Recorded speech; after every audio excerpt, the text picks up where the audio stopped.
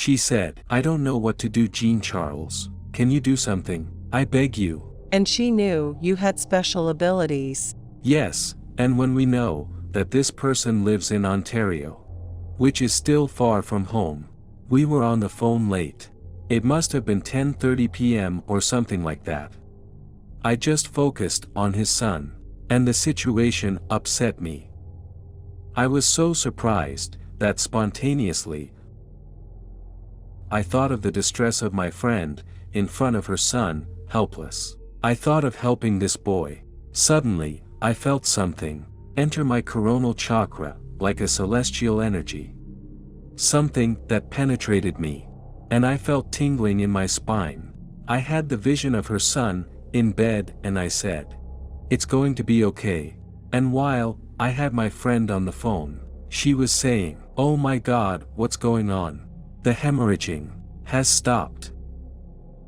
It's strange, because the doctors had been trying to treat him for a long time without any results. They said it was a miracle. And if we go into details, the hemorrhage stopped very quickly, because at the beginning he was coughing up blood. It didn't take long, it took a few minutes. You were present. Yes, but I wasn't next to you when you were doing this. I was in the house, and then I asked you how it happened. And suddenly his vital signs became normal again, to the pleasure of both of us. And I remember that a very weird phenomenon happened in relation to that. Yes, very strange. Would you like to share it? I don't want to name the person, but the person received a message on his phone with his name on the voice message, but there was no network in the hospital. There was no number listed, and at the same time, I heard the name of his son in the room where I was. And we were in different provinces, and I remember that we were very upset that you were able to help this boy. Yes. And his mother was very happy.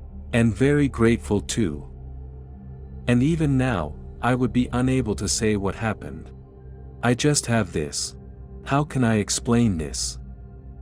This need to help. It's like a call. Oh yes, indeed. You know it's going to happen, it's spontaneous. It's like the mind doesn't have time to start analyzing anything. No, absolutely. I don't have the time effectively. If you asked me to do something now, I would say, no, I can't. It doesn't work like that, because it's not a switch. It works a lot with my empathy.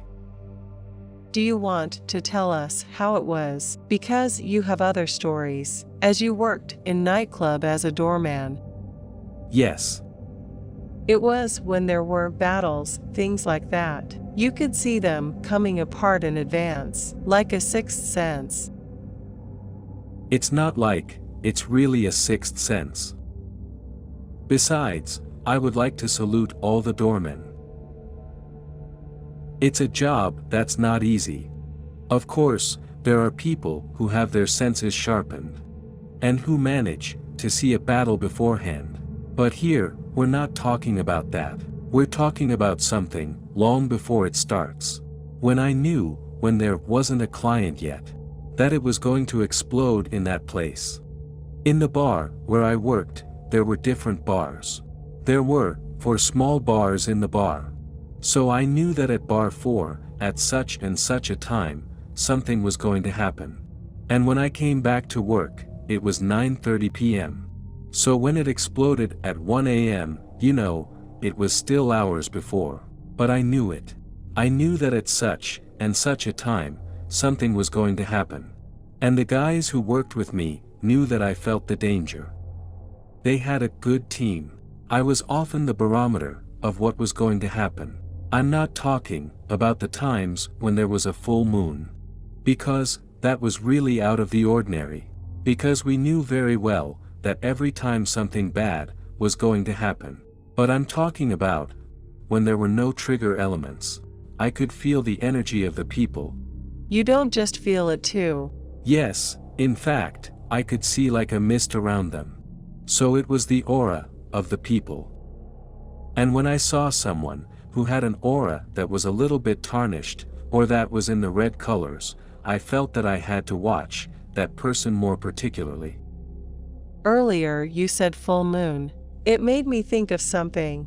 Do you remember when you were in France? And you told me that you had seen someone with big teeth, like fangs. Oh yes. Well, yes. There is someone who can confirm this story. Yes, because I wasn't alone. How old were you? About 20 years ago. I was on the Champs-Élysées. We had gone to a nightclub, and that night, I remember it very well, for many reasons. The first one is, because it was the full moon, and a Friday night, and it was a Friday 13. So all the parameters are there. Full moon, Friday 13. We go to a nightclub. I don't have a car. They had brought us, and then they came to look for us later. In any case, we enter the nightclub. It's crowded, and my eyes are focused on a person in particular, a woman who looks strangely like Morticia Addams. You know, in the Addams Family, and she is dressed all in black Gothic style, dark lipstick, the skin tone very white, very pale, a black dress in lace, and she has very blue eyes. It's kind of creepy. So of course, she's different from other people. So you're thinking, what's that?